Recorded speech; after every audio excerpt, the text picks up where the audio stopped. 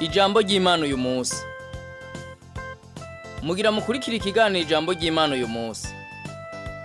Ijambo ry'Imana uyu munsi ni ikiganiro kigufasha kubaho ubuzima buhimbara Imana, ukagitegurirwa n'ishamwe Transworld Radio mu Burundi.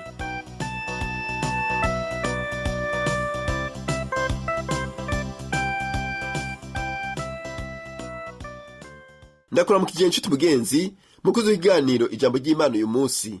Kino kiganiro ugitegurirwa n'ishamwe Transworld Radio y'u Burundi. Uri kumwe na Rohero ndiko ndagigushikiriza. Mu kiganiro cy'uno munsi twiga ku ijambo ryo gukekeranya. Rimwe na rimwe twese hariho tugira ibihe byo gukekeranya no kugira amakenga menshi. Turabwirwa ibintu biboneka ko vyabaye kandi ko ari ukuri, ariko ntitwemere. Mu bisanzwe turakunda kurondera insiguro zerekana ibintu mu buryo buboneka atari mu majambo gusa. Ivyo byo byashikiye Toma, umwe mu bigishwa ba Yesu, igihe yabwirwa n'abandi bari biboneye neza ko Yesu yazutse. Barabimubwiye neza uko bamenye inkuru, ariko nawe yanka kwemera. Ivyo turabisoma mu butumwa bwiza bwanditswe na Yohana igice ca 20 kuva ku murongo wa 24, naho hakaba havuga ngo, ariko Toma ariwe hasa, umwe muri bamwe 12 ntiyari kumwe nabo aho Yesu yaza. Abandi bigishwa baramubwiye bati, twabonye umwami. Nawe arabishura ati, nintabona inkovu z'imambo mu biganza vyiwe, ngo nkoze urutoke rwanje mu nkovu z'imambo, ngo nshire urushi mu rubavu rwiwe, sinemera. Maze iminsi 8 ishize, abigishwa bari mu nzu ukundi gusha na Toma bari kumwe. Yesu araza, inzugi zari zugaye. Abahagarara hagati, ati amahoro abe muri mwebwe. Maze abwira Toma, ati zana hano urutoke rwawe, urabe ibiganza vyanje, zana n'urushi, urushire mu rubavu rwanje. Ntaco uba utizera, ariko ube uwizera. Toma aramwishura, ati mwami wanje kandi Imana yanje. Yesu aramubwira ati, wijejwe nuko umbonye? Hahigwa abatarinze kubona yamara bakizera. Igihe cyose twumvise ikintu kimeze nk'igitangaje, ikintu womenga ntigishoboka, nahacu guhitamwo kwemera cyangwa gukekeranya. No kuri Toma niko vyabaye. Yari yumvise inkuru isa n'iyitangaje cane yuko umwami n'umwigisha wabo Yesu yazutse mu bapfuye. Yarazazaniwe cane, abura ico yofata n'ico yoreka muri uwo mwanya. Harahiwe kwemera canke guhakana, kumva ko iyo nkuru ari y'ukuri canke kugira amakenga. Yaciye ahitamwo gukekeranya. Ntiyashoboye kwizera iyo nkuru abwiwe y'ivyabereye kure y'ahari. Kumbure yagize gukekeranya kubera ko ari ibintu bitabereye aho nyene ari ngo avyibonere. Ntiyari afise ivyomufasha guhinyuza ngo abone neza mu buryo bugaragara yuko ivyo bintu ari vyo. Toma ntiyashoboye kwizera iyo nkuru abwiwe kuko atari yayiboneye. Tugomba tuvugane ku kuntu Imana rimwe na rimwe ikorera kure y'aho umuntu ari. Harayikora ibintu ukamenga ibikoreye inyuma yacu, ahantu hinyegeje, ntidutahure ivyo yakoze. Mbega turiteguye kwakira ivy'Imana itubwira? Ico nico kibazo c'ukuri co gusuzuma ukwizera kwacu. Kandi ico nagomba ko twotahura uyu munsi, nuko ukwizera gutuma twumva twemejwe neza ikintu yuko ari ic'ukuri, naho twuba tudashobora kugisigura. Imana ntizokwama igira ibintu vyose neza imbere yacu, kandi ntikeneye kubanza kwisigura muri vyose. Ikeneye ko twokwizera ivyo ikora. Ikeneye kuraba ko twemera inkuru zayo tubwirwa. Mu gihe rero ubonye abantu baza kukubwira ivya Yesu, Imana ibiguhaye ikibazo. Mbega uremera ukakira ubwo butumwa? Canke wumva womera nka Toma mu kugira amakenga no gukekenya kwiwe, ukiyumvira ko ata kintu kidasanzwe coshobora gushika? Biratangaje ukuntu twizera ibintu bitandukanye bikora biri kure y'umuntu canke kure y'ikintu. Akarorero ni nka televiziyo ivuzwa n'akuma gakora kari kure ariko twita telekomande. Turizera ko gashobora kuyikoresha kandi kari kure yayo.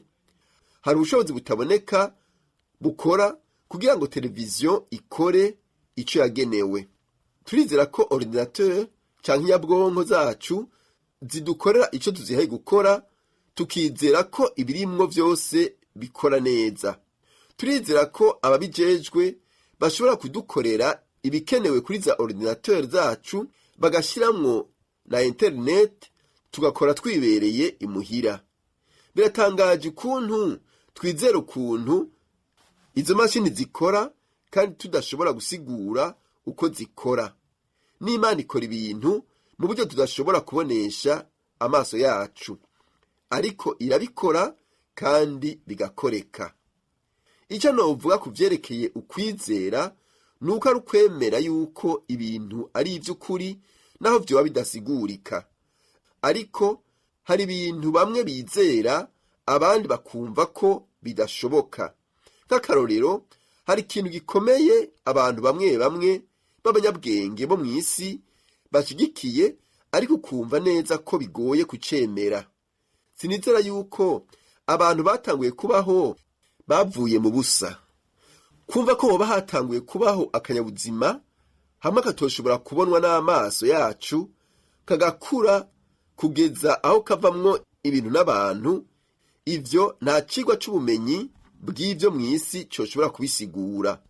Nta bumenyi na bumwe bwodufasha gusigura ukuntu akantu gatoya nk'ako koba kariyungunganije mu myaka amamiliyoni n'amamiliyoni, kakagera aho kavamwo abantu n'ibintu ata muremyi wavyo ariho. Turavye urutonde mu vyo tubona hirya no hino no muri twebwe nyene, turabona ko hategerezwa kuba hariho Imana yaremye isi n'ijuru n'ibirimwo vyose mu bwenge bwayo buhambaye.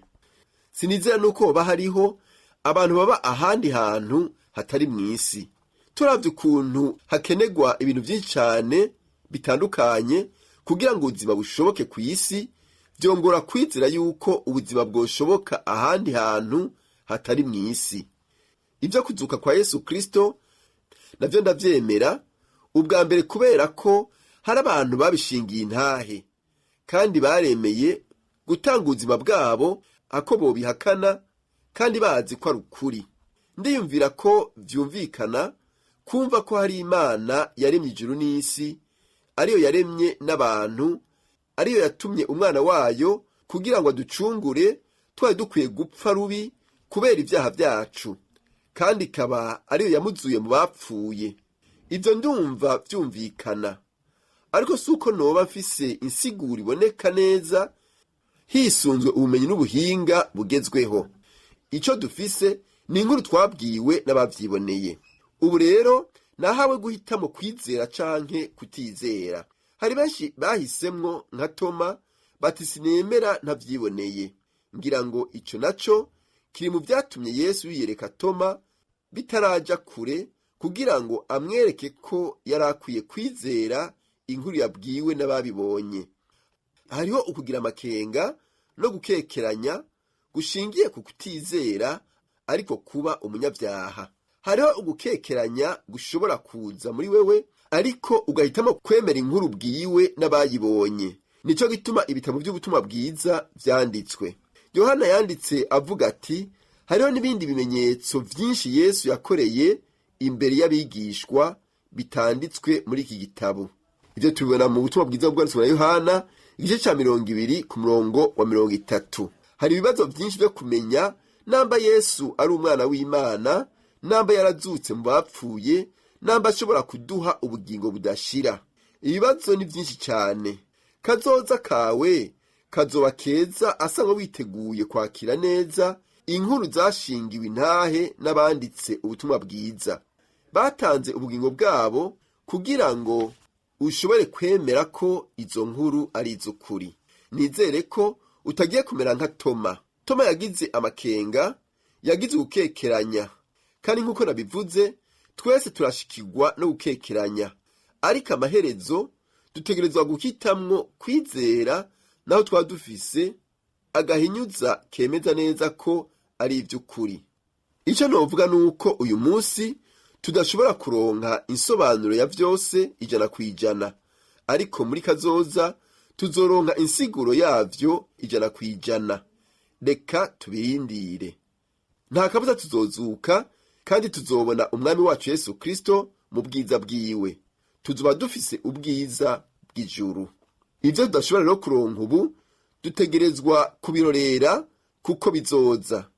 Ni ijambo rikomeye kuba tubwirwa ko tudakwiye kwishimikiza ubwenge bwacu, ahubwo ko twokwizigira uhoraho nk'uko tubisoma mu gitabo c'imigani igice ca 3. Mugenzi, nizeye yuko nawe ugiye gufata ingingo yo kwemera intahe yashinzwe n'abanditse ubutumwa bwiza bemeza ko Yesu yazutse mu bapfuye. Ntugube mu gukekeranya no guhakana, ahubwo uhitemo kwizera umwami Yesu Kristo, uronka ingabire y'agakiza mu izina ryiwe. Yesu abane nawe. Dusenge. Mana Data wa twese uvyagihera mu ijuru, turagushimiye ko uri Imana yo kwizigirwa. Uri Imana amajambo yawe yose arayukuri. Ijambo ryawe rivuga ngo hako akayuguti na kamwe kova ku ijambo ryawe ngo ijuru n'isi byotuma bikugwaho. Ivyo rero bitumenyesha neza yuko ijambo ryawe ari iry'ukuri 100%. Rero Mana yera kandi ugororotse, turagusabye ukwizera gushitse.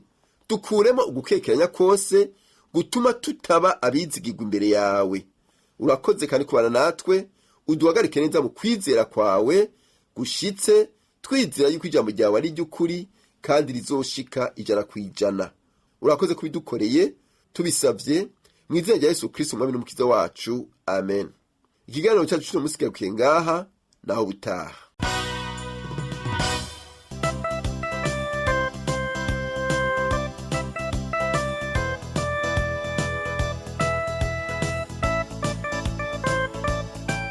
Uhejeje gukurikira ikiganiro ijambo ry'Imana uyu munsi. Ufise ico ubaza canke ico wunganira, twandikire kuri email twrburundi@gmail.org. Urashobora kuturonka kandi kuri Facebook kuri twrburundi. Nimero ya Whatsapp na 257 69 499 619. Urashobora kutwandikira ikete ugasanduku k'amakete 1140 i Bujumbura. Telefone yo mu biro ni 22 24 26 57. Ushobora kandi kudusanga aho dukorera ni muri Rohero ya mbere kwibarabara ryitiriwe Ubufaransa inimero 1 iruhande y'ishengero rya Anglican rizwi ku izina rya Cathedrale Sainte Trinité.